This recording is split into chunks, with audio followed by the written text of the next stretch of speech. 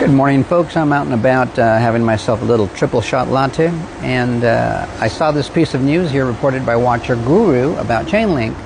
Now, the reason I think this is something worth talking about is, for one, I do hold and own Chainlink, but there's been a lot of recent FUD about how Chainlink is supposed to be competing with XRP and it's superior, and it's not.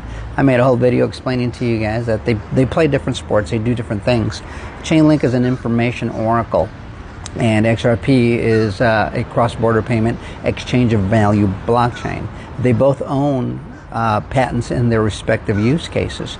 And here the federal government is using it appropriately. They know what's up, and they're getting in because they understand its utility.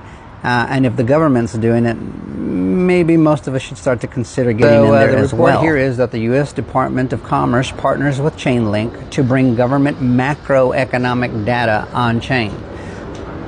What's the big deal about that? It's just it's going to give more security to macroeconomic data that we use for different parts of our financial system, so that our leaders or our leadership can make informed decisions about which way the country's headed and what adjustments we need to make to keep our economy going smoothly, I guess, right?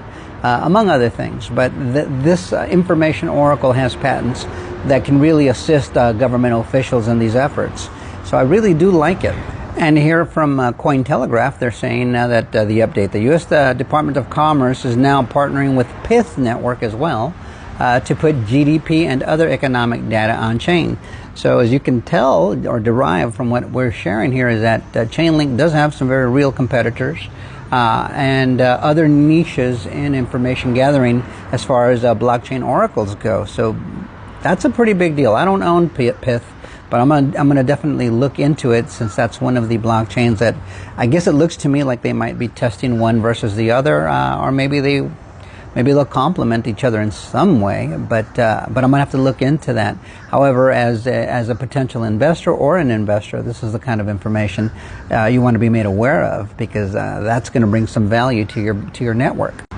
And I think that this comment here is apropos underneath those announcements. And this is a lady named Riva Crypto, and she says, first Chainlink, now Pith. U.S. economic data going on-chain is becoming a trend. GDP feeds on-chain equal TradFi, traditional finance, finally shaking hands with decentralized finance, which is better known as your blockchain type of finance there. And so the U.S. government is embracing these technologies because they find their utility. They're going to be useful. They're going to streamline a lot of information.